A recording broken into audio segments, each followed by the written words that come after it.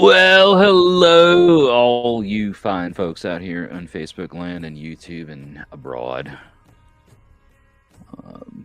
If you're out here watching a random, as is the kind of, theme of the brand, a random live stream.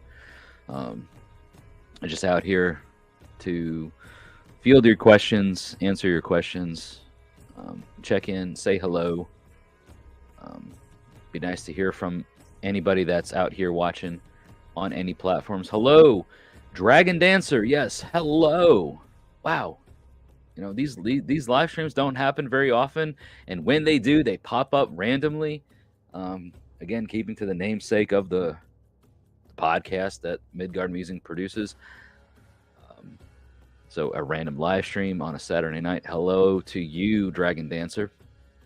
Thanks for tuning in to this random live stream. Hope you're all doing well. It is a hot and muggy late July southern Saturday night. We out here just trying to stay cool in this swampiness, and wherever you are, I hope that you're staying cool as well. I feel like this whole heat thing is impacting the world at large, But I figured I would just do this sort of live stream thing to connect with my audience and say hello, field your, questions, and just talk. Like, you have something you have on your mind. Like, what's on your mind? What's going on with you? I do enjoy a good random live stream, Dragon Dancer. Well, thank you so much for saying so. While we wait for some other folks to be, out here, commenting, says, it's not too bad where I am, about 75 right now. 75 degrees Fahrenheit, which is SS Varm. Here in Middle Tennessee, it is, let me just check. It says that it's 79 degrees Fahrenheit. The heat index is 79, but it's 9 o'clock p.m. 80 degrees at 9 o'clock p.m. is problematic, I think. At least, in my opinion. It's muggy, it's swampy, it's gross. But that's what happens. For those of you folks that are tuning in live that haven't seen my reels or shorts, because I'm streaming live on Facebook and YouTube, I do want you guys and gals out here to know that my merchandise, not my merchandise, but the merchandise that you can get from Midgard Musings, the MidgardMusingsStore.com is currently running a promo, 25% off on all merchandise. So whatever you buy from MidgardMusingsStore.com, if you use promo code FOTM24 at checkout, you get 25% off on your order. Now, what does that mean, and why am I doing it? Well, it's because Midgard Musings is a paid sponsor for the Fire on the Mountain men's spiritual retreat this year. And in an effort to try and, help fund the event, all of the merchandise sales on the Midgard Musings store this year, we are contributing to the men's spiritual retreat, Fire on the Mountain. And so if you go to MidgardMusingsStore.com, use promo code FOTM24 at checkout for a 25% discount off of your order.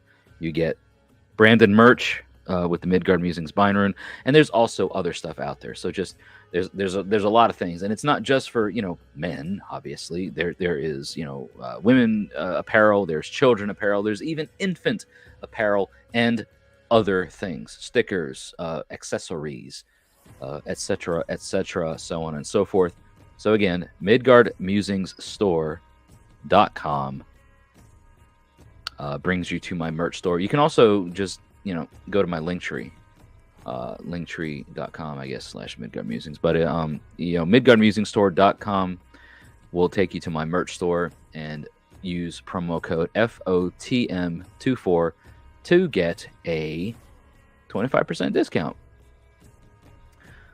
Don't miss that from living in the South. Look, Dragon Dancer, I am a Northman. This is not a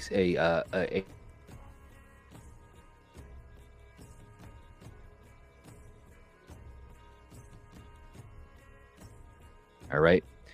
And so I am a Northman. I was born in the North, and moving to the South, the humidity is oppressive, by and large. Hello, John. I'm here, baby. I was listening to Ditch by Lamb of God just now. Ditch! I love Lamb of God. You kidding me? Fucking Richmond, Virginia represent. I've seen them 3 times. And every fucking time, they are badass. Badass. What's your favorite Lamb of God song? For those of you that are listening or watching this live stream, what's your favorite Lamb of God song? For me, I am a big fan of the Ashes of the Wake, Sacrament, and Palaces era. So Ditch is a relatively new inclusion into the Lamb of God catalog. It is a good song, I gotta say. I get down with the LOG. All right. Hello, Amelia Ulf. Hey Jesse, how are you? I'm good. Thanks for commenting here on the live stream. Good to see you here. Amelia is the Geethia of the River Pine kindred in the Texarkana region of the United States. Stay tuned for a repeat appearance on the Random Heathen Ramblings podcast in the next month or two with Amelia. So good to see you there, Amelia. Thanks for tuning in. Dragon Dancer, I was born in the North, moved way south, and now back up north. Well, it's like a ping pong thing or sort of thing. I pinged, but I never ponged.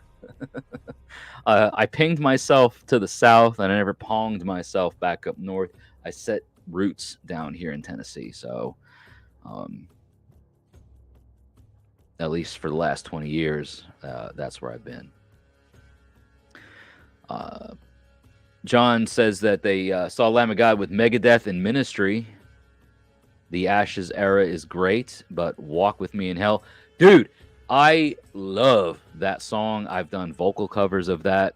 They exist somewhere out there online. I did a vocal cover of Walk With Me in Hell on an old YouTube channel. I don't know if the people want to. Do the people want to see my old Walk With Me in Hell vocal cover? Because if you do, I can accommodate probably. Maybe if my keyboard wants to work. But let me know in the comments. If you want to see me scream. First of all, if you think that I can have done justice to Walk With Me in Hell, let me know. Do you think that I could have done it justice? And if so, do you want to see it?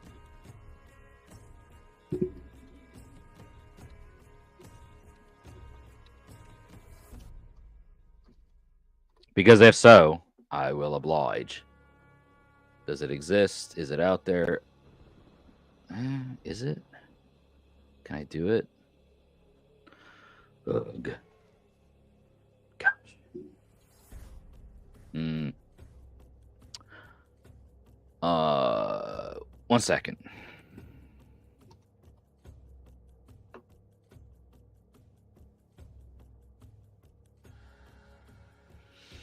Ha ha ha, Dragon Dancer. Hello, David Hook. Good evening. Lamb of God, Redneck. Yeah. This is a motherfucking invitation. Yeah, it's good to finally be here and catch a live stream. Well, awesome, man. Where can I find a kindred? I'm a pagan that's been studying by myself for a while. Any tips? Where are you, David? Where are you located? That would be a good start to know. The people do definitely want to see that. I'll show my Sex Pistol covers. Damn, John, you rock down like that? You rock with some Sex Pistols? Okay. Once you find them, yeah. Hold on a second. I might have to work some magic here. My no.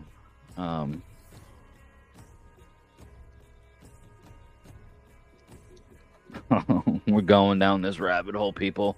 We're going down this place of frickin' just, gosh, I don't know. Ay. Yes. It might take me a minute to pull the video up, but it's out there. Baltimore, Maryland, David Hawk. David, you're in the Baltimore, Maryland area. I feel like I've talked to some people on my podcast recently. No, I talked to a guy recently who's in Delaware, which I know is not Maryland, but it's relatively speaking close. If you go, David, so yes, I do live streams here very randomly, but if you go on like Spotify, you can search Midgard Musings, and my podcast is called Random Heathen Ramblings. Okay.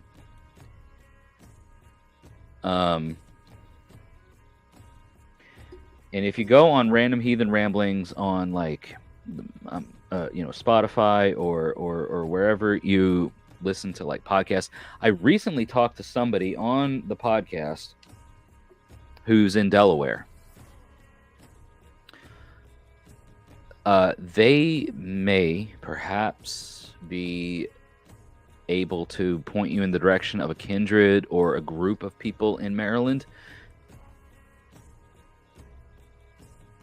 Again, like I don't have immediate ties to that area, but Chris Waddell is the guy who I talked to. If you listen to that podcast, I don't know if Chris is on Facebook. I feel like he probably is. But if you don't, or if you're not on Facebook there, David, go to Spotify and listen to my episode with Chris Waddell. Chris is a heathen who has been living heathenry his whole life, 50 plus years. I know he's connected to some people, and because Delaware is a relatively like close proximity to Maryland, if you comment on that, I might be able to put you in contact with him if you're looking for a kindred or a tribe or a grassroots level area, collective of people. But yeah, I'll do what I can to help you out there, my man, because I've always been an advocate for grassroots heathens, right? Meeting on the earth. John just started a batch of lime mead. John, with honey from our own hives and limes from our own trees, water from our pond, and it's been raining for 10 days straight. John, you're in Louisiana, as I recall. Correct me if I'm wrong. Lime mead? That's new. I've never, that I know of, tasted mead infused with lime. I would be really interested in trying such a thing. That sounds amazing. Amelia. Oh, hey, Amelia.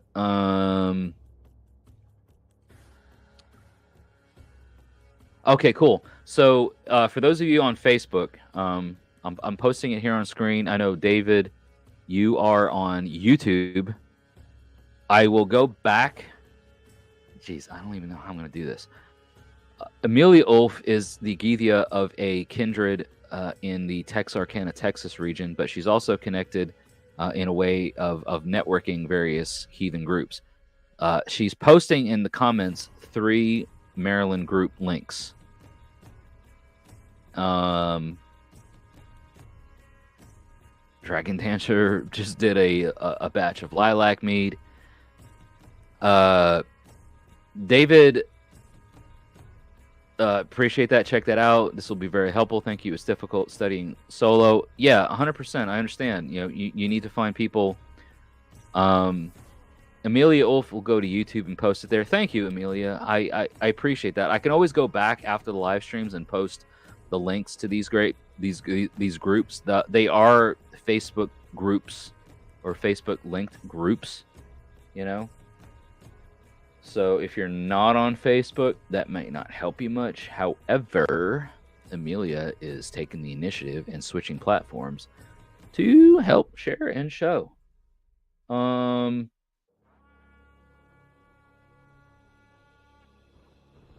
still trying to find my vocal cover of Lamb of God, ladies and gentlemen.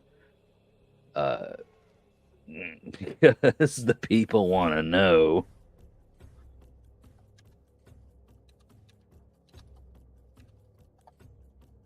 Tippity tap.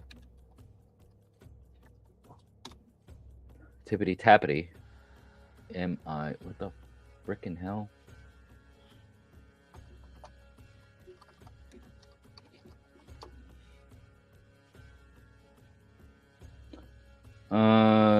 Let me see here. Did I post it online?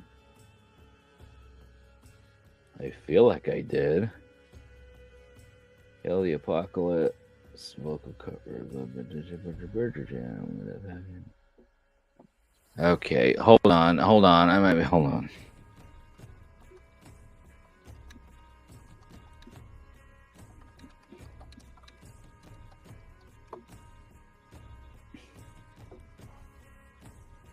Oh my gosh, did I not ever post it?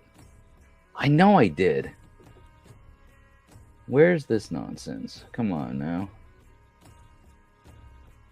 I'll check comments here in just a minute, y'all. Just bear with me here because I know it exists.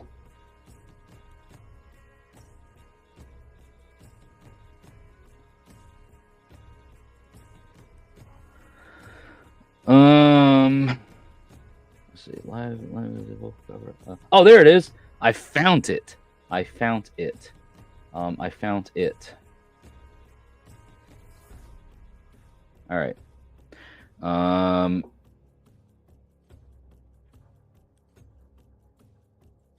Hold on a minute. All right, ladies and gentlemen, let's do this.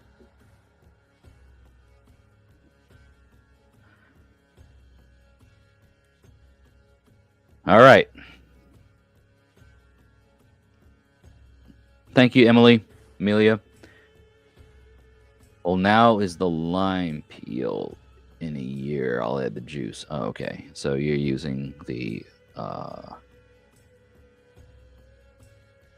like the lime zest maybe, or the peels, the outside portions of the lime. Very cool.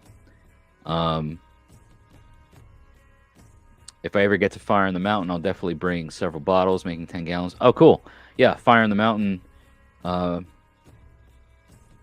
is definitely a place to showcase some mead for sure. Jalapeno and wild cherry, and the wild cherry is from local trees. All right. Let me see if I can share with you all my old vocal cover. Now, listen. All right.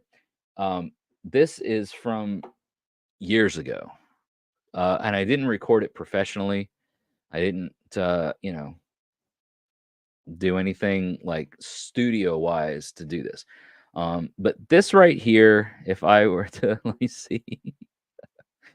Gosh, I've never done this before. You guys are in for something.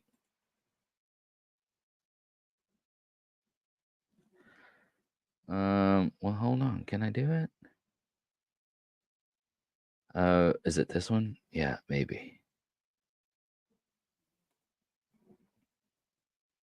Let's see. All right. So here's my video. Obviously you can see I've got just hair in the face. Let's see what happens. There's 5 people watching. Let's see how bad I can embarrass myself. This is my cover of "Walk with Me in Hell" by Lamb of God. Thank you so much.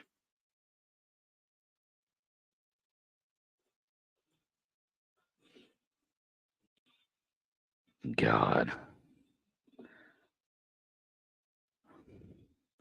Leave your comments down below on what you think.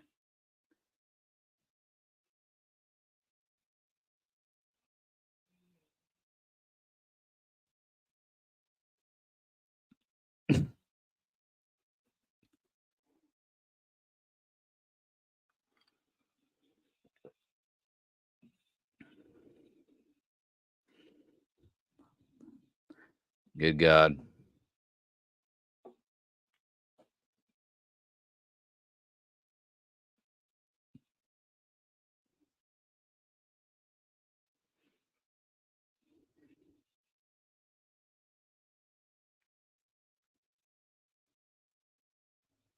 Oh no, hold on. You said sound's not coming up. What the flippin' flick? Hold on. Sound's not coming up. What the hold on. Hold on.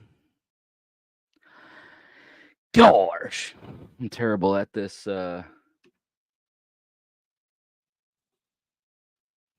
Hold on.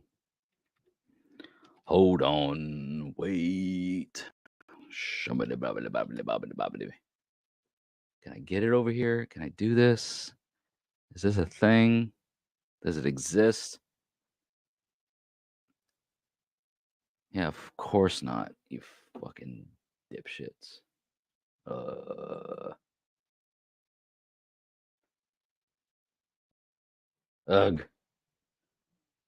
Ugh. Well, maybe the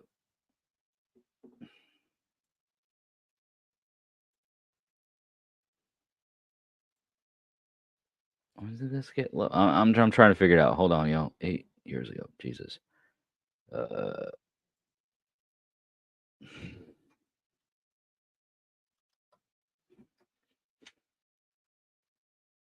We're figuring it out, y'all. I'm going through the rigmarole. I can't believe the sound's not coming up. All I know, hold on, what?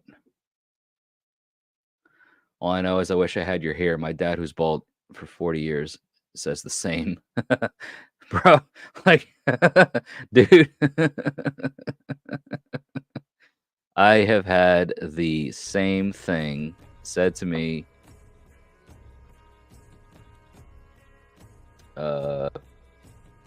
by many men and women over the years. Yada yada yada yada yada. Maybe.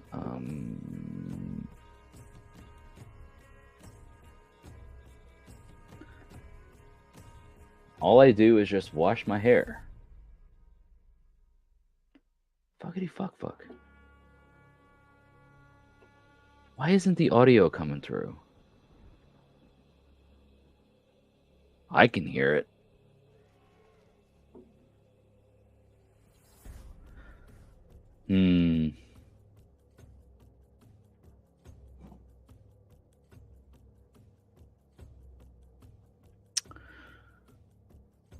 Allow audio. Oh shit. There we go. Allow audio. How about that? How about that? Let me know. Hold on. Let me start off from the beginning.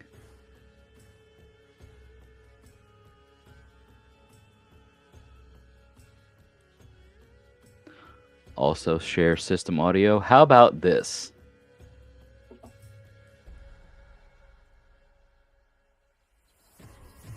All right.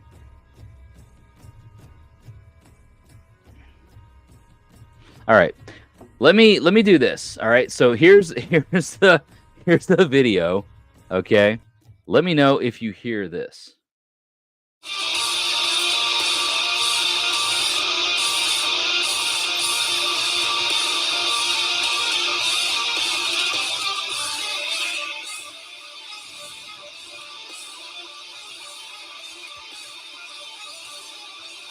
Can you hear that?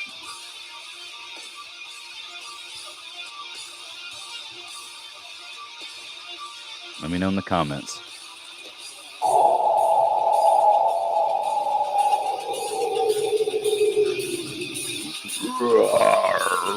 Roarty roar roar.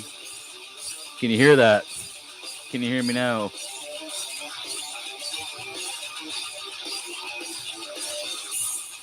Pray for life. Pray for the cleansing. Pray for the flame. Pray for the end of this nightmare. This night all my life came as quickly as it can dissolve. We seek only reprieve and welcome the darkness. The myth of a meaning so lost and forgotten.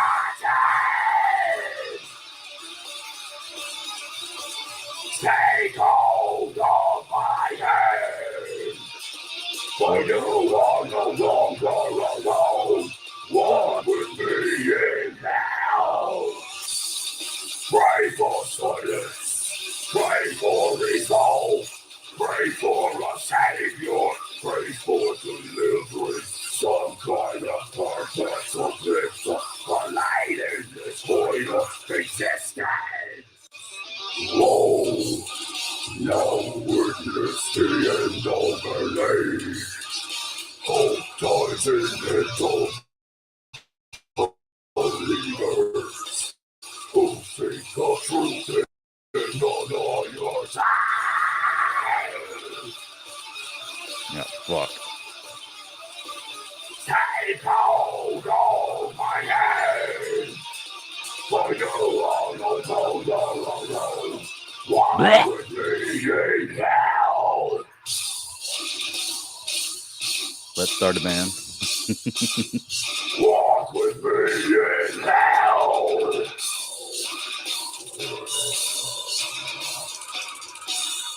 Walk with me in hell.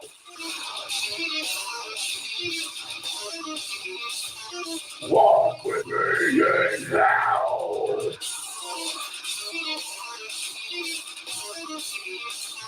Walk with me in hell.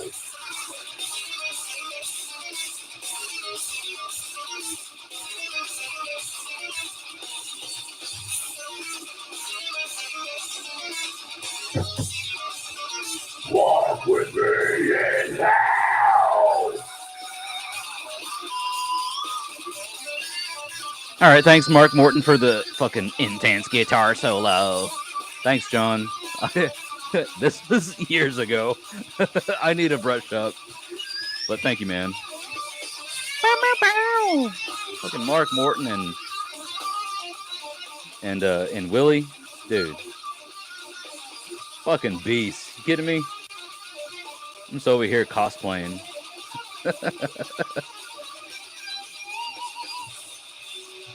Take hold of my hand.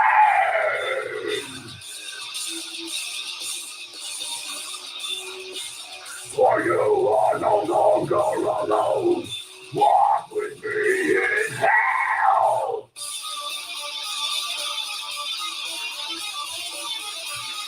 Walk with me in hell.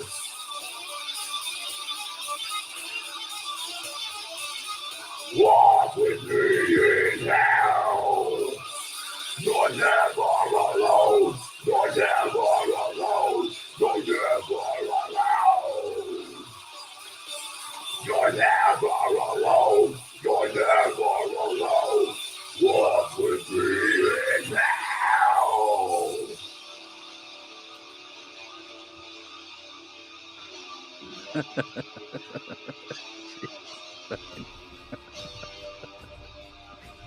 Ah, the cringe. The fucking horns and the fucking shit everywhere. Anyway. You're nothing. Anyway. That was that. An old vocal cover of a classic Lamb of God song. I love Lamb of God, if you don't know. So yeah, there you go. That was my raw, just like, so I had a where I used to live, it was like, let me just record myself on camera while the music is playing in the background. I didn't have, and I still don't. I don't have like studio equipment. That was just raw as raw can get.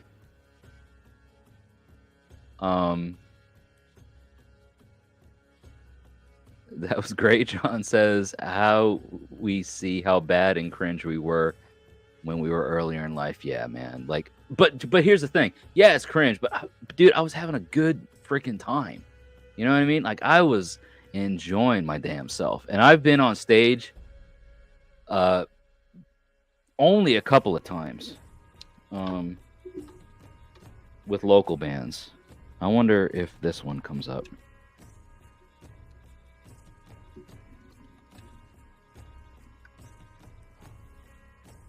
Does it come up on the thing?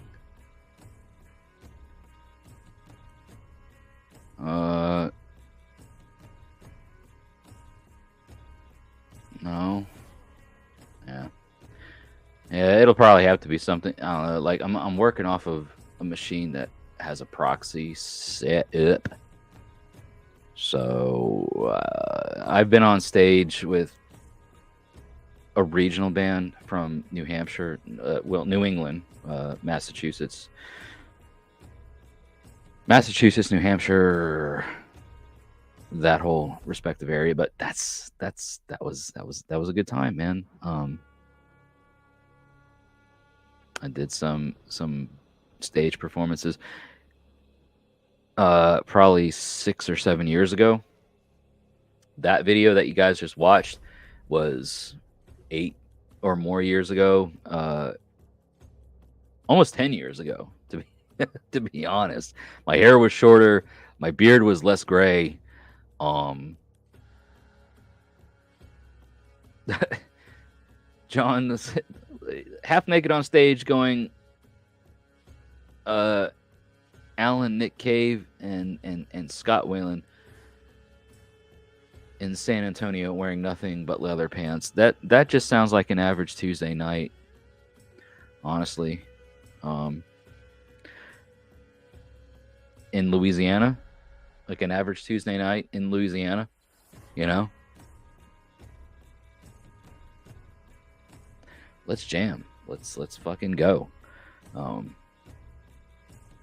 Music is fun, guys. Like, music is the universal language of people, of humanity. Even if you don't like what I just showed you, like, that just shows to go you. All right, goes to show you that music is the universal language, and it speaks to people in various ways. What that language is and how it speaks to people remains to be seen. Miss my cast iron stomach and keg stands. Dude, we ain't getting any younger, man. I've been known to be the iron stomach of many a circuit in my past and in my days. You know? It's fun. It's fun stuff. I appreciate all of you being here. Thank you, Emily. Thank you, John. Thank you, David. Thank you, Dragon Dancer. Hate being 39. Well, guess what? You ain't got to worry about that for more than a year. I will be 40 this year, ladies and gentlemen. I will be turning the big 40. Is that when things, they say that people say that things start going downhill, right?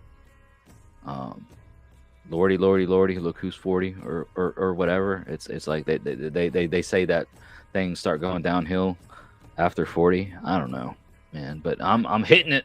I'm hitting it this year. And you know what? I'm hitting it strong, hot and heavy, baby. I'm coming in there with the hammer. You know? Hammer strong.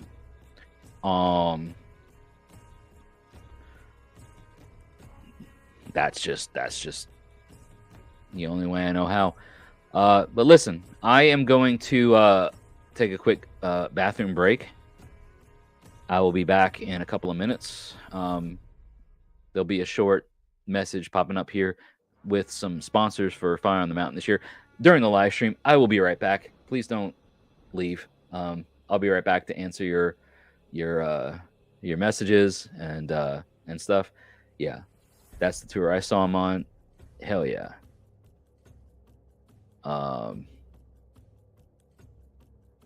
Dragon Dancer says, I don't know. I feel better now at 42 than I did in my mid-30s. Awesome. All right, listen, ladies and gentlemen, boys and girls, squirrels of all ages. Thank you for tuning into the Midgard Musings live stream. I will be right back. We will be right back. And thank you for tuning in. Stay tuned.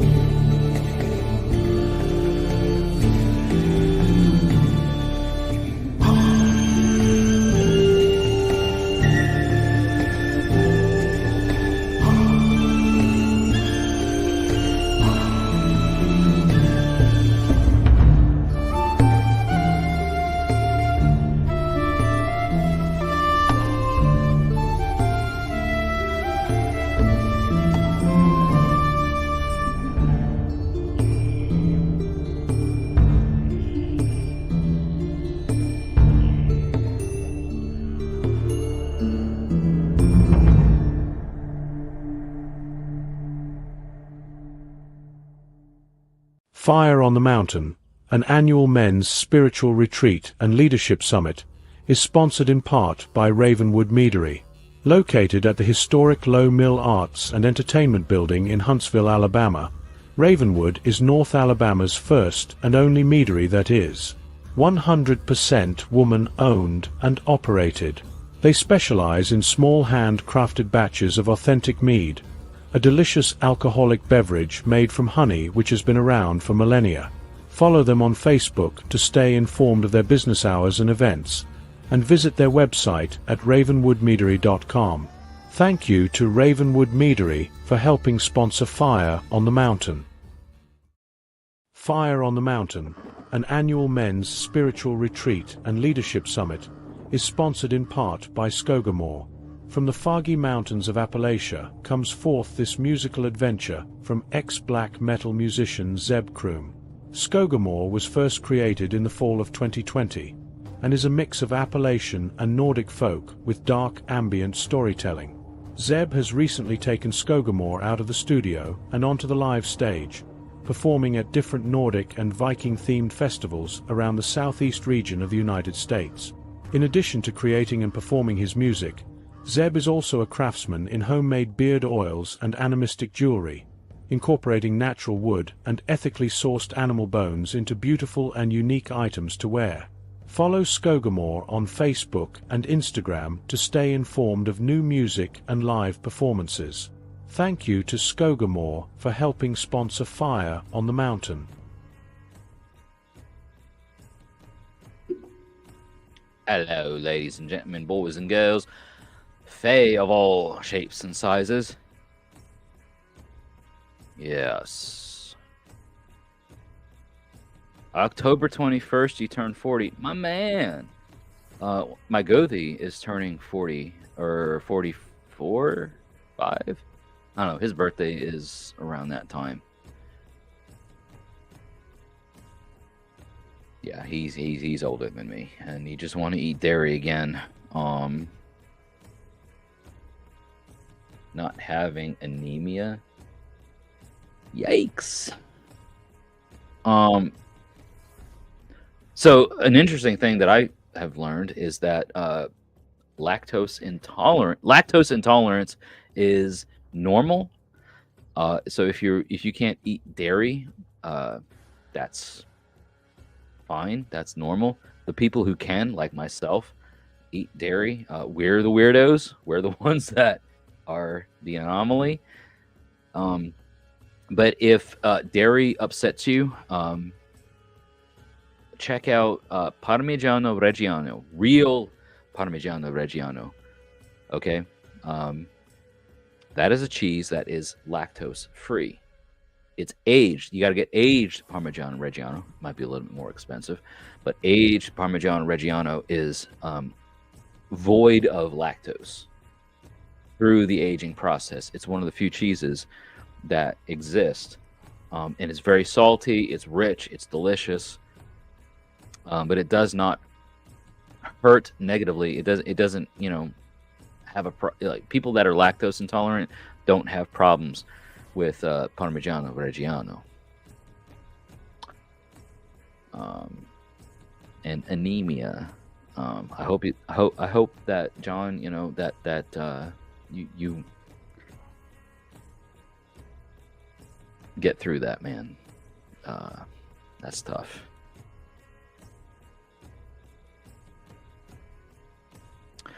Yeah, but cheesecake. I know. I'm from New York, and cheesecake is like the elixir of life for a New Yorker, especially for a New York Italian, right?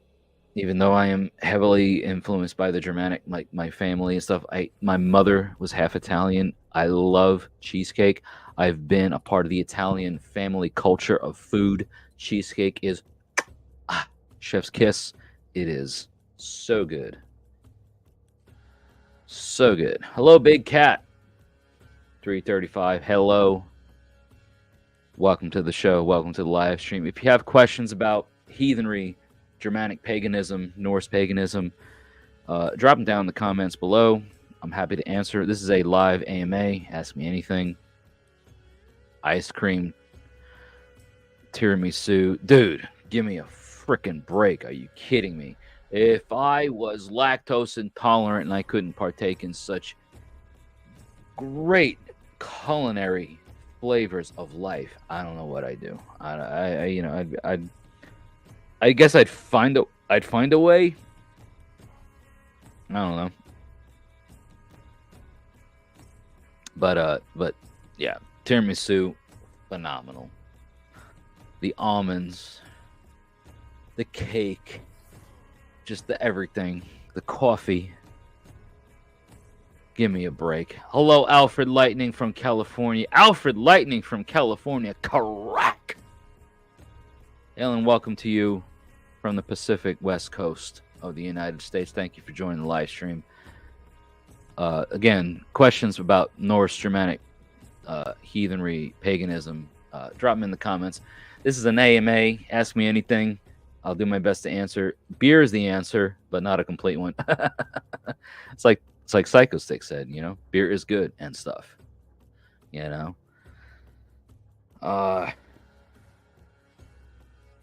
make mead, and so there is that.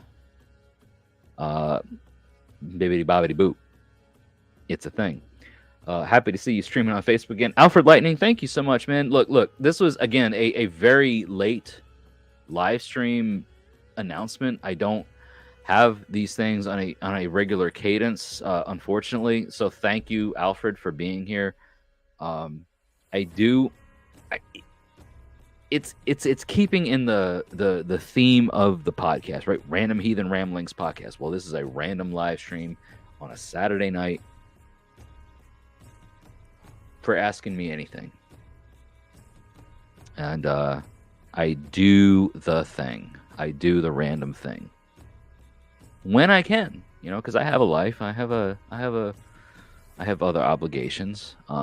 Speaking of which, Fire on the Mountain this year is turned out to be a really great thing. I know I talk about it. There's going to be more to come for 2025. For those of you listening that are unfamiliar, Fire on the Mountain is a spiritual men's retreat. Yes, Psycho Stick. Fucking A, right? Orgasm equals love, all of that goodness. But Fire on the Mountain is a annual men's spiritual retreat and a leadership summit invitational.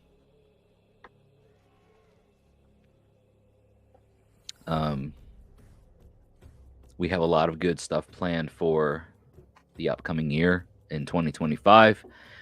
And there will be things talked about and shared for this year, 2024. This year's event is being themed and called Spirit Road.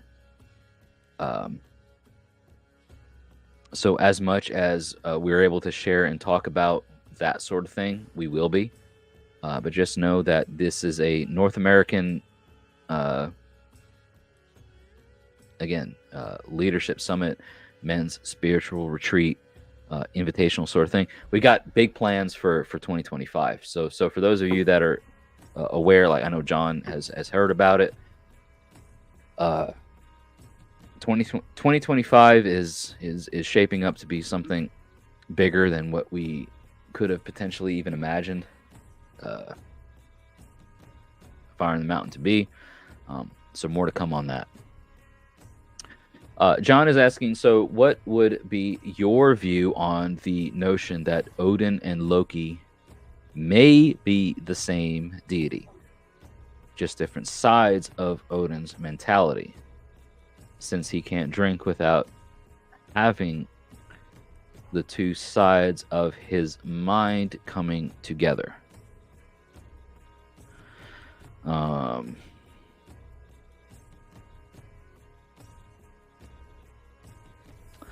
Interesting question. My view on the notion that Odin and Loki may be the same deity. I think when you get into the minutia of the lore, the specifics of the names and the figures of deified figures, Odin definitely tends to carry about with him a sense or an embodiment of this trickster, maniacal mentality or embodiment. You know what I mean?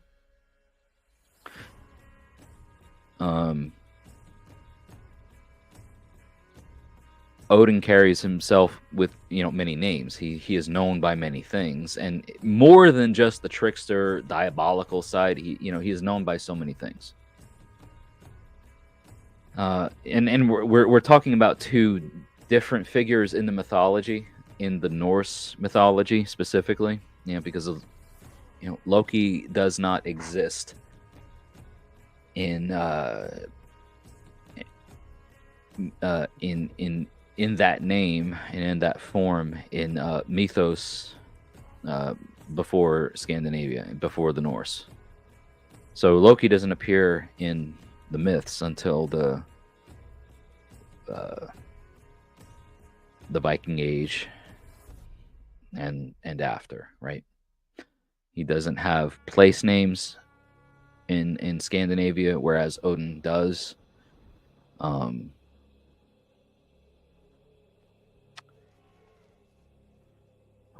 would my view be on the notion that Odin and Loki may be the same deity? I think it's a notion that could be entertained as a possibility, as just a sort of extension of the metaphysical aspects of Odin. You know, the extension of this figure being multifaceted and multi-personality.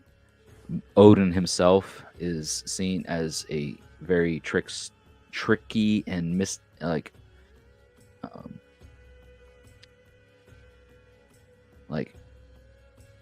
trickster, diabolical sort of figure in the myths. He does things that are diabolical. He you know, is deceiving, that sort of thing. So the different sides of Odin's mentality, I think that's an interesting concept to entertain in contemporary sources. What you're referring to in the fact that he can't drink without having the two sides of his mind coming together.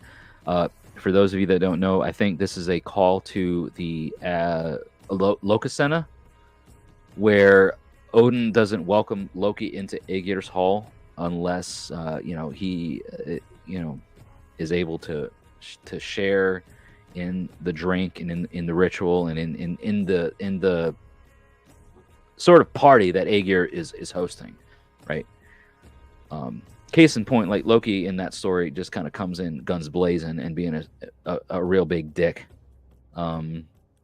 attitude. Like he's just calling everybody out for what they are.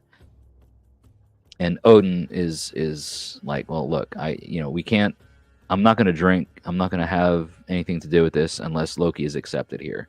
So this is a very specific Scandinavian take on the stories. What my take is on it, you know, what would be my view on the notion that Odin and Loki may be the same deity? I think that the aspects of Loki definitely embody the aspects of Odin or Wotan or Wodenas, you know, in other lore. It definitely makes sense because he is diabolical, he is mischievous, he does things that are by and large considered to be as evil. And he also does things that, you know, would be considered as like a force or movement to change things that are necessary. So that's a big topic. Hail to the king, baby! Yeah, Alfred Lightning says they are both tricksters, but the same. I don't see it in the lore myself. Like the Scandinavian myths, you know, what's in the Eddas definitely position them as different and separate entities. They are participants in different things at different times. Where that came from and how that manifested in the Scandinavian myths is, I think, up for debate, especially when you look at the sources of these gods and where they came from in continental Germanic paganism. Loki never existed. There was no quote unquote, okay, loosely quote unquote trickster god. That kind of happened later on. And then why did it happen later on? How did Loki get inserted into the myths?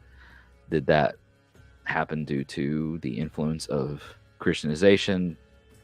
That's a popular approach as a sort of devil or evil evil figure. That's a very popular approach to take on things. Yes, Odin is so complex, and I still haven't taken him on as my patron, even though I think he wants me to. Alfred, you're that's UPG. You're expressing the thoughts of a deity wanting an individual to take that individual on as a person of interest, where they are your patron. It happens, yes. It's very specific. Yes, Ocean Keltoy has interesting thoughts on Loki, and I have interesting thoughts on Ocean. Hello, Chris, and hello, Dragon. I more like the concept that they're brothers. Yeah, because again, there's this thing in the lore where Odin and Loki mixed their blood and therefore became brothers by mingling their blood together. This is all in the mythology. You know what I mean? How do you take the mythology? How do you approach the mythology as a heathen? Do you look at the mythology as a sort of canonical instruction of this is how we should view the world as a whole? I don't particularly think so. I think that the lore is encompassing a particular view of people at the specific time that this lore exists. So yes, it is UPG. It's always good to denote UPG when talking about things. I don't want to, look. There's no like. This is a AMA. Like, ask me anything. Like, I'm giving you my answer based on things that I particularly feel, right? So I just want folks to know that maybe watch this later or even watching now, right? I'm not trying to say like, well, if you think this particular thing, it's whack, right? Your thoughts, whack. Your lore, whack. Your shoes, whack, right? But your UPG, that's tight as fuck. Like, I'm not here to do that. It's more of a just like, hey, somebody's thinking something. Somebody wants to post something in the comments and ask me my opinion about it. I'm going to give my opinion about it, but it is strictly that. It's strictly my opinion. I've been a heathen for 10 years. I've, damn near 10 years. So what my worldview is informed by is things collected over that 10-year period. So please don't take what I'm saying as like the universal answer to all heathens. I'm just giving my answer to the questions that were posed, and I'm talking through it and I'm thinking through it, and giving my sort of answer to all of that. Alfred is asking, do you have a patron / matron / future relationship with any deity?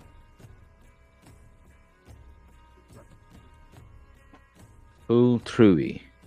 I guess what you're asking here, Alfred, correct me if I'm wrong, but patron, matron. So a patron deity might be like masculine, matron might be feminine. Fultrui, forgive me if I'm not informed of that term, but it's maybe familial.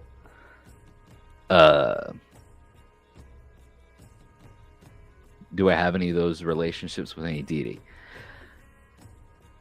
So I'm going to answer this, again, based on, an individual asking an individual. Full theory is a term I got from a book. It means fully trusted. Forget the book. It was one of those Also True or 101 books. Okay. Fully trusted. So, all right. So let me go back to the original question. Do you have a patron / matron? I don't know what filtry. I don't know. With any deity.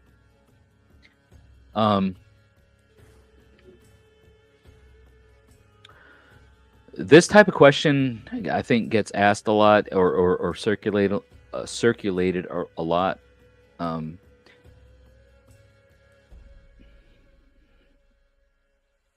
I do not have a patron deity. I do not have a patron deity. I do not have a personal matron deity. I do have a god or a deity that is tied to my tribe. And in that aspect, our tribal lore is heavily influenced by this particular god. Like, we, formulate a lot of what we do based on that particular god.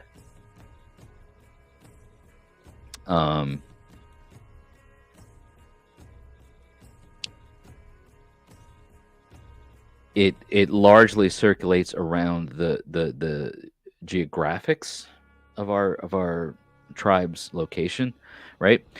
So, and when I say geographics, I'm like, okay, look, if I were to say Njord, okay, Njord in the Norse pantheon is a god of the sea, okay, and is usually associated with the seaside, the oceans, that sort of thing.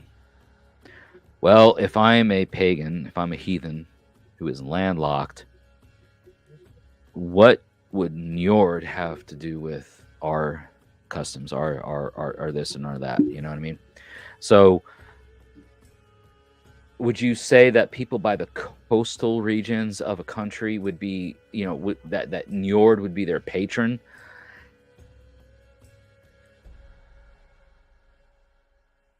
I don't think that patron is the right term. I think that there were certain, historically speaking, like there were certain people that had cults of certain gods. There were cults of Odin, cults of Thor, cults of Nerthus, cults of this, cults of that. So certain people in certain areas would particularly find attention or reason to focus on a particular god, perhaps goddess. Our tribe, Hlurly folk, is particularly associated with Thor, because in our region, in our geographical location, Thor is dominant. He makes his presence known quite often. You know what I mean? So in the aspect of a sort of patron/matron deity, me personally, no.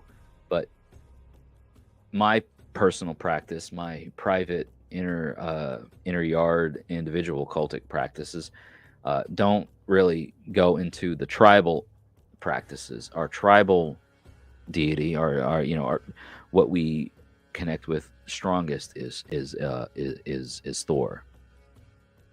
So anyway, my boots are not whack. They are warm, durable, and have been with me for years. Not whack. Hell yeah, they do the thing that they need to do. Dragon Dancer says there's no universal answer for all heathens. That's kind of the point.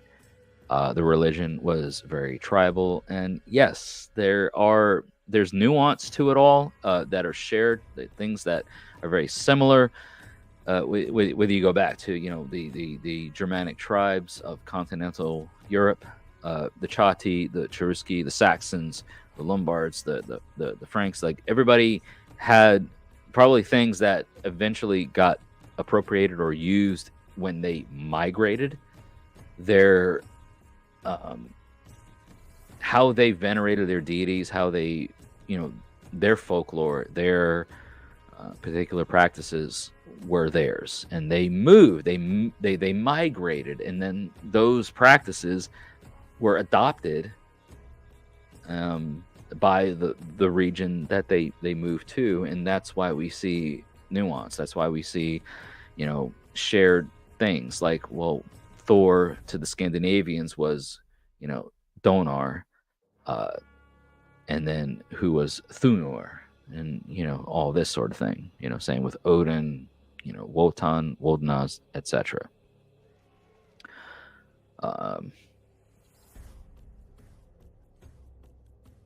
Yeah, many pagans don't have patron/matron deities. We don't have to. I do know some individuals who are particularly drawn to a specific approach to their heathenry. So, like, for example, if an individual is particularly drawn to Sather, or an individual is particularly drawn to crafting or defense or this or that, like some of the gods in the Norse pantheon might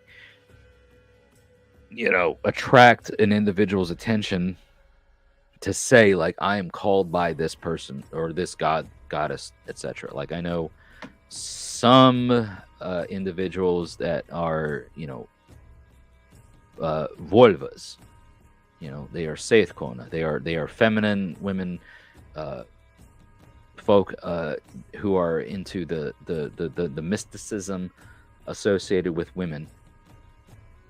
Freya, Frigga, like those figures in the Norse pantheon are quite often goddesses that get associated with that, and so they would say like, I am oath to this goddess, I am oath to Freya, I am oath to Frigga, I am oath to this or whatever, and if that's their cultic practice, if that's what they feel is theirs, then I mean, I'm not here to contest that. Yes, Njord is sea and trading. Hail Njord. I had the idea to go to the Golden Gate Bridge and sing a hymn to Njord. Alfred, beautiful. That's where Njord would probably hear your hymn, most assuredly. Worked in several warehouses and now by the ocean. I should get right with Njord, and you love Njord. That's beautiful. If you live near the coast, if you live near water, the sea, the ocean specifically, I will be going to coastal waters here within the next few weeks. Whenever I return to those shores, or to that region, I always see the opportunity to connect with the spirits of that land, because it's definitely different. The regional spirits that reside in that space versus the space that I live in, so spirits of the ocean are different than spirits of the river and the mountains and this and that. But when it comes to like the gods, like the divine, the sacred, yes, Njord definitely is attested to as being a god of that region, the ocean, the big water, right? I feel like if you're going to sing a hymn to Njord and connect with Njord, your best option would be to do so in the open sea or near those coastal lands, whether it be the Pacific, the Atlantic, etc. John says, I see Thor every morning, usually at 4 a.m., heat, lightning, and thunder. Yeah. That's the thing about these southern portions of the United States, at least for those of us who are American heathens. Thor tends to be very hot and heavy in more months of the year than less, right? Almost from like February on to November. Like there's very few months where the storm doesn't rage hot and heavy in those southern regions. Yes. And hail Thor indeed, says Alfred. My heathen path has led me away from Thor and closer to Tyr and Njord. And if that's where your path is taking you to, Alfred, then as John says, yes, awesome. It matters more to your geographical locations. Like just because the gods are mentioned in the stories doesn't mean that the gods are present in every sector, in every region of the world. You got to remember, these are Northern European names of forces of nature of the gods that were deified through stories and whatnot. So if you're on the Pacific West Coast, and you feel the power of the coastal raging current that Njord tends to exemplify, then absolutely.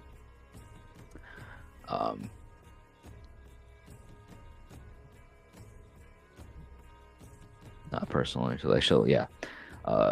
UPG, river spirits, ocean spirits, lake spirits, they're all different. Yeah, 100%. And it's not even UPG, man. Like this is stuff that is like every spirit of the land is different in wherever you go. I would even say that this, if I live in the North American continent and I live in the lower 48 of the United States. So if I live in Tennessee, right, the spirit of the land that is in my respective area of the land, when I go to Appalachia, when I go 4 to 6 hours north and east, in some of even the same state or even a neighboring state, the spirit of that land is different than the spirit of the land that exists here. that is known in Scandinavia too. They have a very diverse and vibrant connection to the spirits of the land where they live. You know, so it transfers and it moves. So if I were to again go to like the Northeast, like the spirits of the land from where I'm from, New York, you know, the Adirondacks, the Catskills, you know, that's different. Those are different spirits that are up there. Yeah. Could you say UPG? I guess, you know, because I mean, is it documented in books? Like, yeah, probably, but it's folklore. But it exists and it is a thing. What deities would be for swamps? Says John. It is a good question. Alfred says you love a book called The Elves, Wights, and Trolls.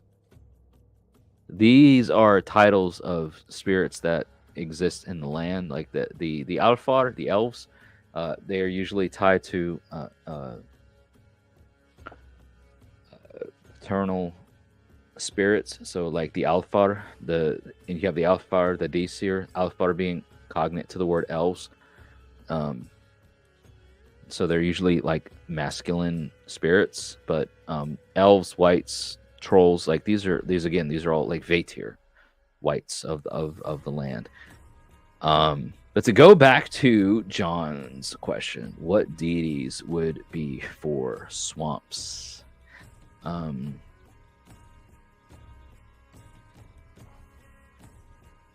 I am a type of person who comes from a place of the country, a place of the North American continent that is marshy, swampy, if you will, right? Those spirits are regionalized. They are local to that space. So to deify that, I wouldn't venture to go. I guess if you want to like, if you had to like call it like a Norse deity, and maybe Frigg, because Frigg, he lives in a or her hall or her land or her home and all that is said to be in a sort of marshy or swampy area. But I wouldn't like constrict Frigg to just the marshes, like marshes and the swamps, I guess. Again, I go back to where I'm from, you know, the portion of the Northeast where I'm from, very swampy, very marshy.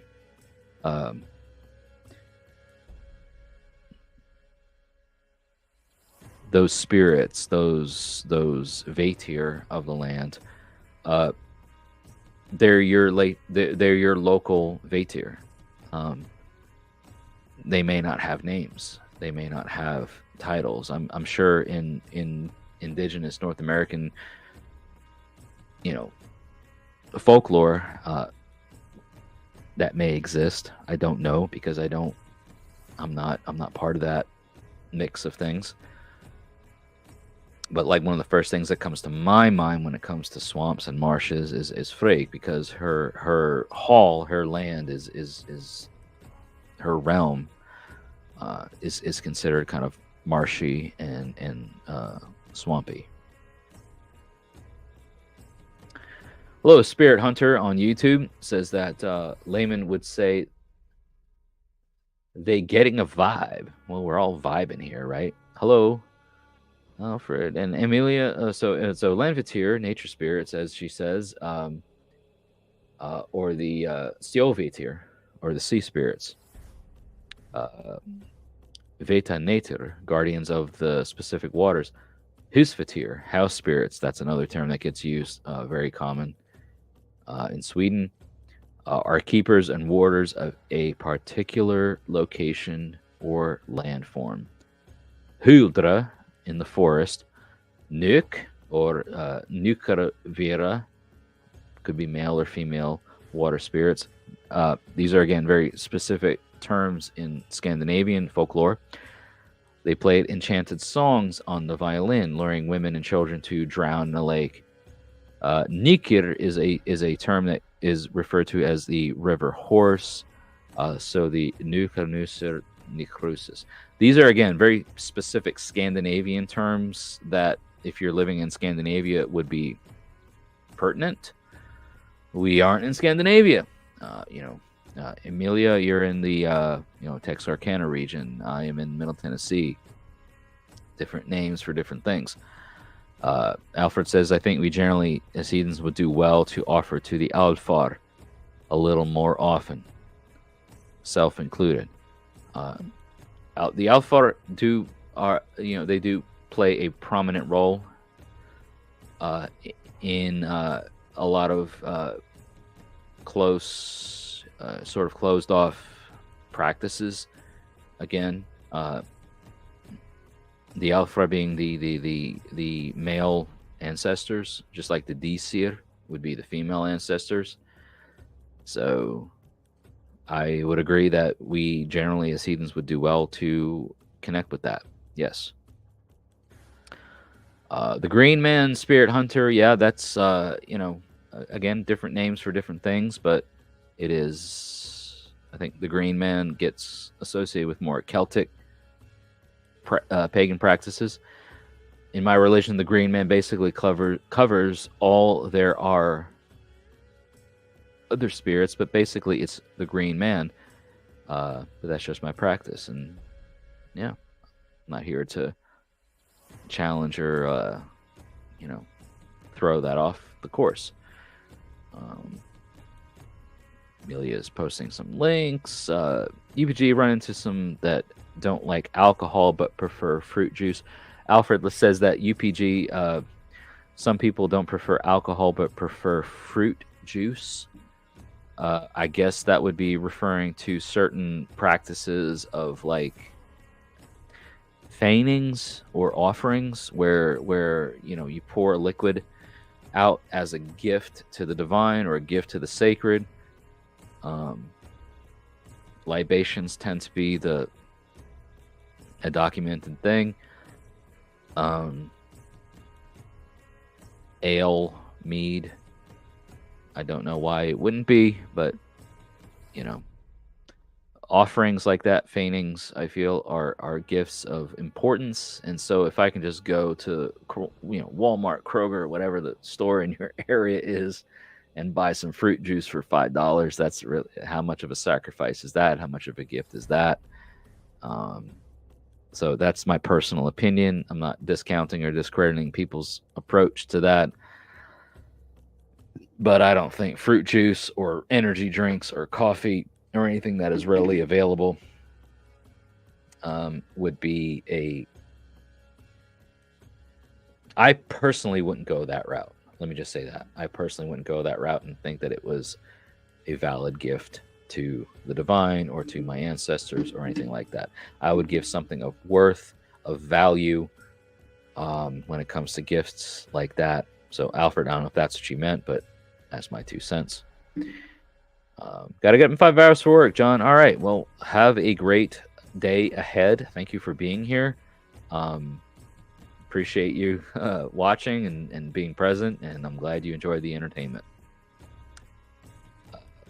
Alfred says, before I left her house, I went around saying thank you and goodbye to the house spirits. Yeah, that is a very common practice, to acknowledge the spirits of the house, the Husfatir, as Emily said earlier, right? The Husfatir are present, and to acknowledge their presence by thanking them for being here, right? Hi, bye, whatever. Yeah, that's an acceptable approach to your cultic practices. Poseidon is 1.80 associated with water. Okay. The matronae Alfrenisa were goddesses, probably of Germanic origin, who were worshipped in the part of the Rhineland ruled by the Roman Empire. Included Roman soldiers, especially the First Legion Minerva, and road police, beneficiaries, consulators, and whose name probably means goddesses of swampy places, the Matronae Alphani. That's probably something attested to specific source material. Amelia, I know you're really good about providing that. The thing about with the Romans' influence and presence amongst the Germanic peoples is that, especially early on around Tacitus's era, these were all pagans, right? There was no Christian influence. So I likely would credit the sources of that time as being unbiased, because they were Roman pagans observing the practices of another Germanic or whatever pagans. So the source that you're citing, I would appreciate what you're talking about. For those of the folks watching that would be interested, including myself, to investigate this Matronae Alphinae. I know there was a matron cult, especially with the Saxons and the Anglo-Saxons later on, that exists. So it's not too far of a stretch of my imagination to believe that was a thing. So appreciate if you wanted to share your sources. Spirit Hunter, I guess Poseidon is supposed to be your deity. Awesome. I don't know much about the Greek pantheon, but if that is your thing, I would assume that kind of falls under a geographical location for you, or at least close to the sea, as Poseidon being a god of the sea. And yeah, it's like Amelia says, Nerthus, mostly an earth goddess, but also associated with lakes, springs, and holy waters. Yeah. I actually have content that I've been sitting on that I want to revisit about Nerthus, the earth worship, earth cult practices. Like has there ever been an ancient documented approach to earth worship? And Nerthus definitely falls under that category. I'd love to revisit that. I never really went into it in depth on my videos here on this channel or platform, but I definitely want to get into it. Alfred says, UPG, I think that there are city whites, skyscraper spirits, bus spirits, and spirits of the special lamppost. Can you imagine? Can you imagine if that's how granular it got down to? And why not think about it in that sort of way? A very unique UPG approach, Alfred, and thank you for saying as such. For sure. I never quite thought of it that way, and I'm not discounting it or discrediting it. That's an interesting approach. Loving the way that this conversation is going. So much new knowledge. Yeah, I that's what I love about putting out these like random live streams. And look, guys, I know I'm bad about these live streams. I don't schedule them. I feel like if I did, we'd probably get a lot more interaction and a lot more knowledge sharing of things. The reason why I don't, and the reason why I haven't, is because I have a life. You know what I mean? Like, sometimes I just have time, and if I have time, I'm like, well, how could I best fill this gap of time, right? If I'm not doing something else already, could I live stream and get people talking about things, this, that, or whatever? And could I do better? Yeah, but what is better, right? What is better for me versus what is better for everybody? This is what it is right now. And I appreciate everyone's involvement and sharing their thoughts about all of this. Spirit Hunter, Amelia, Alfred, John, who had to leave earlier because he's got to wake up at 5 a.m. Dragon Dancer, Big Cat, this is fun. Like, maybe one day we'll get to a point that I get a more regular scheduled. And for those of you that have been on my channel or on my page that watch my stuff for any length of time, you know what I'm talking about. I have weekly obligations to record podcasts. I have monthly obligations to get connected with my patrons on Patreon. I have all these other things going on outside of just my normal day-to-day life, my wife, my life, all of that sort of thing. And then there's this as like a sort of afterthought. And it's not a slight to any of the audience. It's not a slight to people that are here. It's just I have to keep things organized. I have to keep things where my obligations lie. Dragon Dancer says, I don't see why there wouldn't be city whites. If houses can have their own spirits, why wouldn't a factory or a high rise? We live in a very complex time. We live in a way of the world where associating these types of things with our modern construct and our modern build of life is it's interesting. It's interesting to take it in that approach. I don't particularly I don't walk into a mall or an inner city building and be like, hello, inner city spirit. Hello, skyscraper. Hello, AT&T building spirit. Hello, Bridgestone Arena spirit. Let me acknowledge you. Like this and that. I don't personally get into that. It doesn't fit. And again, this is just my opinion. Like, it doesn't fit. It didn't work for me. Like, that doesn't make sense.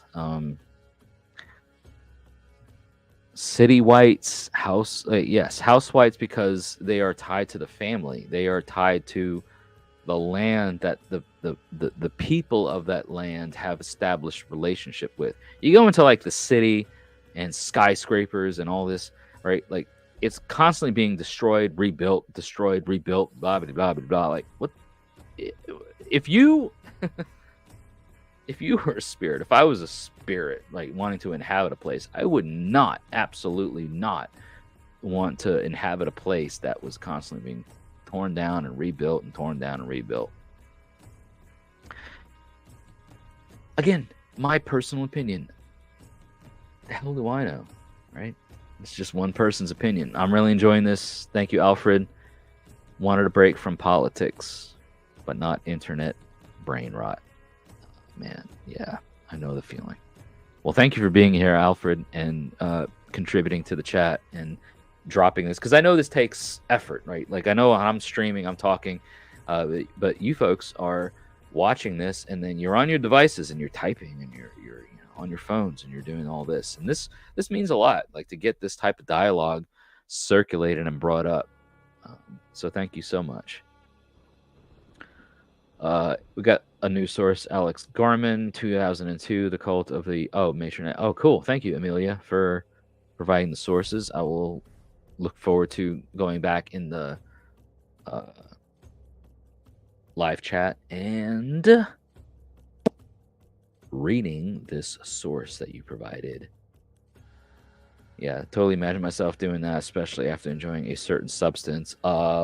There's lots of certain substances that you can enjoy, and what you're going to do to imagine yourself doing that is open to interpretation, and I'll just leave it at that. Hello, AT&T building. Yeah, I said that because that's relevant to the area that I live in, right? I live close to Nashville, and the AT&T building, the old Batman building, as they call it, is right downtown. So, granted, that building hasn't changed hands. It hasn't been torn down and rebuilt. But, man, like the downtown of any city, it's constant construction. Construction and demolition, What native spirit would hold residency in such a tumultuous environment? Personally, I feel none. I don't feel like any native spirit would want to take up residency in a space that was so tumultuous. The reason why I think that, personally, again, is if would I move into a building that was like in a week's time it could be taken away from me, and then another building brought in, and then a month later another building brought in while this one gets brought out, and fucking what the frick ever. I just don't think that that's conducive to the idea of native spirits inhabiting a place, the land, the residency of a home. It's a bit different. When you get into like city skyscrapers, like I don't think that aligns with our ancient worldviews. You know, talking to libraries, or I've talked to libraries, they definitely have that sense of spirit. If that's your experience, Dragon Dancer, then fantastic. I haven't. Again, I'm giving you guys and gals my perception. Talking to libraries, like being in a place of knowledge, a place of stored knowledge. I've been in libraries, and for those of us that have been, I feel like that's a place of sort of calm. It's stable.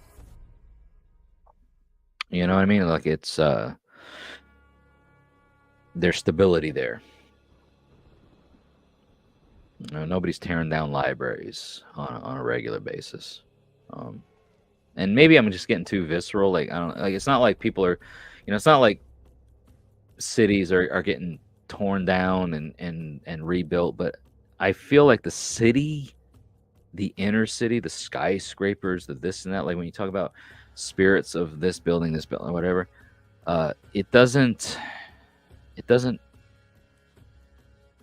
Again, going back to my personal thing, it doesn't align with the nature aspect of our ancestors. Like this isn't how our ancestors lived. This isn't how a constructive society lived. We have it now in modern times.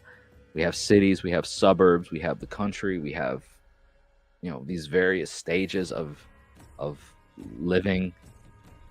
And yeah, Alfred, like when I say like tumultuous spirit, like tumult, the everything's there's no stability. I don't know. In that logic, I can see where land spirits would be rare in cities. Yeah, because what land is there? It's concrete jungle.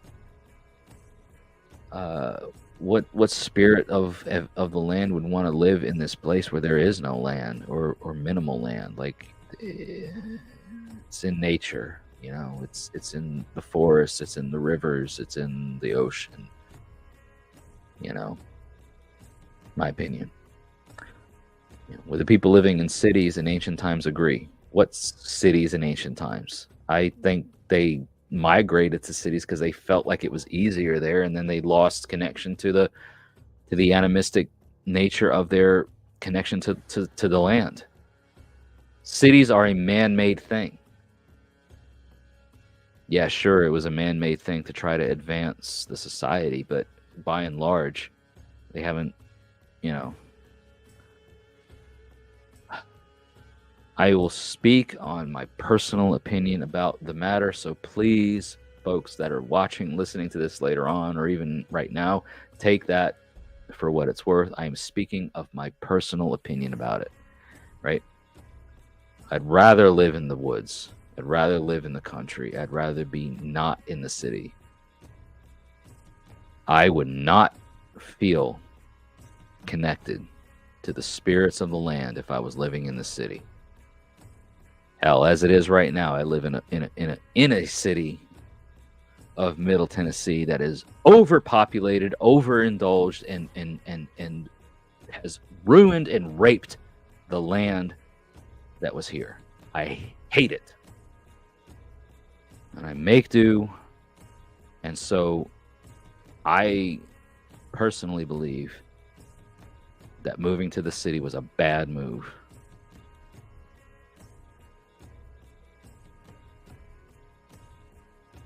The spirits of the land are not in the city. My personal opinion. Old cathedrals have a sense of spirit and place for me, ironically. Well, it's because there's ritual that's performed there, Alfred. People go there and they perform ritual. It's a temple. It's a structure confined and reserved and preserved for the purpose of spirituality, religiosity, all of that type of work. You don't go and have a fucking, all you can eat buffet in a church. You go to church, you go to cathedrals for spiritual reasons, and hence that's why there is a sense of spirit there. Dragon dancers wouldn't want to live in a city, but a lot of people do. I can imagine it could be the sum for spirits. No, I don't imagine that. I don't imagine that the land spirits want to be in cities. Personal opinion. Ancient ruins have ancient spirits and energy. New buildings are empty on energy. People bring those energy or spirits. Says Amelia, ancient ruins have ancient spirit or energy. Arguably, yes. What the inhabitants of that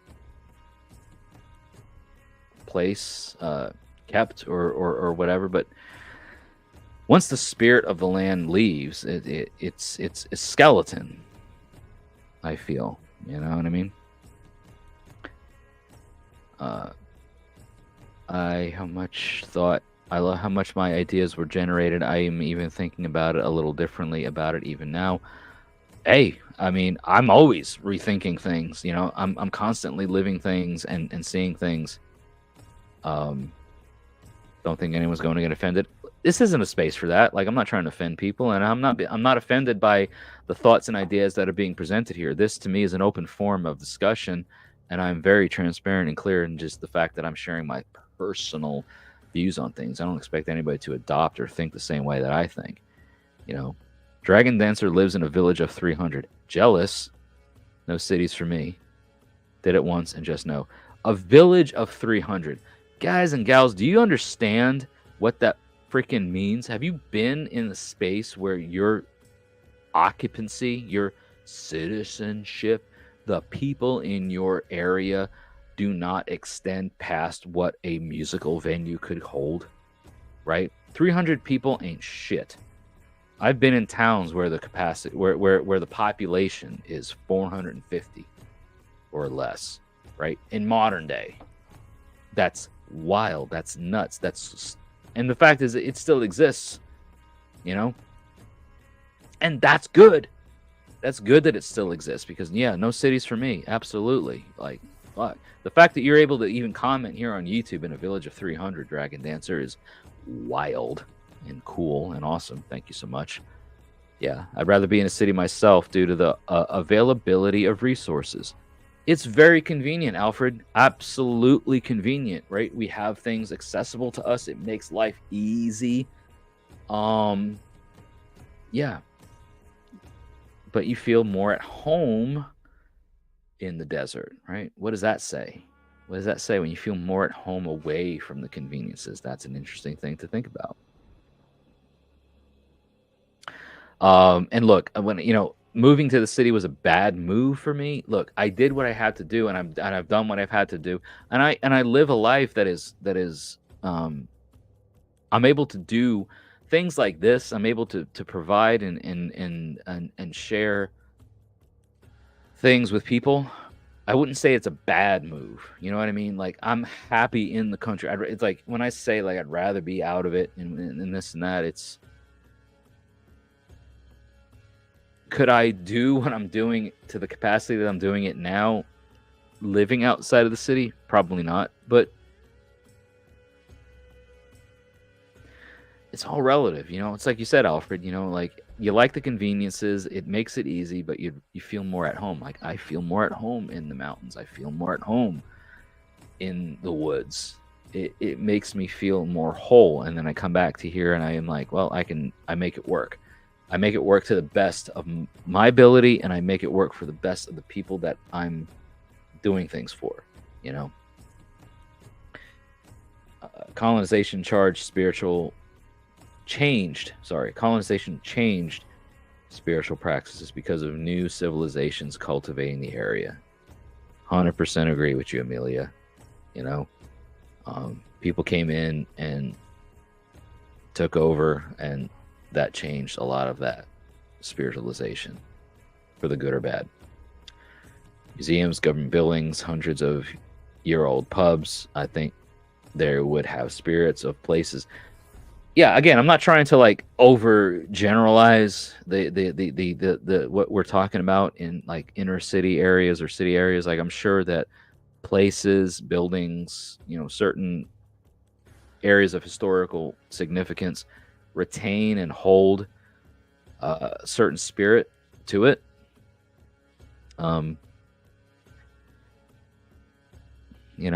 whole aspect of hauntings or poltergeists or this or that, like that's part of the conversation. If you're going to talk about stuff like this, like that has to be part of the conversation. Yeah, thank you, Alfred. Yeah, look, don't have to worry about offending people. Look, dude, I had a comment that I deleted off my YouTube earlier that was like, "Oh, looks like your channel's not doing well." I don't care. It is what it is. I don't, bears outnumber people. I don't know. I haven't taken a census. It's called Scotland. I kid. Arguably, do bears outnumber people? I don't know. I feel like human population on Earth outnumbers the bear population, but Scotland is a beautiful place. You went there a long time ago. A brother of mine, Argothi, in our tribe, he is going back to England next year and is going to be visiting Scotland. He is of Scottish descent. I would love to go. I would love to travel abroad. Town 15 minutes from Amelia is 500 people. There you go. I live 20, 30 minutes away from a town that its population is 415 or something like that. They're still out there, and it's great to visit. Their economy is what it is. It's very close. It's very insular. Like, it's based around like tourism or certain, markets of it all. But good night to you, Amelia. Thank you for being here. Thank you for all your information and things that you shared. Alfred says that for swamps, I'm thinking maybe look into the myths of people who lived in marshy and swampy areas. Yeah, like again, I grew up in an area of New York that was, the damn it, the indigenous people of the Algonquin Nation, who were the Shinnecock, people of the Shiny Shore, Shinnecock. They lived in these marshy areas, and it's very similar. Like the northeast of North America shares very similar geographic landscapes as places in Europe, specifically the Netherlands. It's very marshy. It's very swampy. And if you look like across New York, the Northeast, and you go across the Atlantic, and you're like, well, that's you're in the Netherlands, So it makes sense that if you're going to want to connect to swampy spirits, or the spirits of the land, and it's a swampy or marshy area, that you would look to the mythology, the mythos of people and cultures that were in respective areas. That does make sense. But yeah, this live stream is going now strong for almost 2 hours, so I feel like this is a good jumping off point to just thank you all for being here. Thank you, Alfred. Thank you, Amelia. Thank you, John. Thank you, Dragon Dancer. Big Cat, whatever you are, Spirit Hunter. I'm just scrolling up here. Yes, John, and is everybody. Thank you for hopping in, and I'm glad you all had fun. Alfred, I had fun too. I love when we do these AMAs, like Ask Me Anything. It's opening up the opportunity for me to respond in my way, my beliefs, my thoughts on things. But it's also opening up dialogue for those of you that want to participate in the way that you do. So giving your thoughts, giving your suggestions, giving your feedback in the comments and letting us share it here on screen for those that watch later on is a great way, I feel, of us interacting and talking about these things. So thank you so much for doing this, and thank you for being here to contribute. Dragon Dancer said this is great and that you've missed those. I am taking this to note, Dragon Dancer. Almost every time I do these live streams, I know I post clips and reels of podcast content that do or do not get a lot of interaction, but that is the primary content that comes out over this platform on a regular basis. These live streams are infrequent and do just get randomly done, at least to this point. But it's great to see repeat and return participants like Dragon Dancer, like Alfred, like John, like Amelia, like folks that have come on here. So I don't really care about, I don't need 150 people watching this live stream. I appreciate the fact that you guys and gals out here that have caught this, thanks to the algorithm and whatever, are here to participate. I appreciate you. Thank you so very much. And yeah, I'm going to take it into heart. I'm going to take it to heart to see how we can better produce future content. So if you have suggestions, if you want to throw them down in the comments after this live stream ends, this will be available on the platform. So even if I don't respond in real time, if you have an idea like, hey, I'd like to see these happen, once a month, twice a week, whatever, throw them down below, and I will take it into consideration and see what can be done about facilitating such things in the future. But in the meantime, thank you so very much for being here. I really enjoyed our interaction tonight, and I look forward to future interactions where we talk about various things, just asking me and me asking you and me responding. So thank you so very much. If you did like this video, thumbs it up, share it around on your platforms. I know it's a 2-hour long live stream, but maybe people will come back and watch it. Thank you so very much for your support. I appreciate it. And until we talk to each other again, may the gods continue to notice you, and may your ancestors smile upon you. See you guys around. Take care.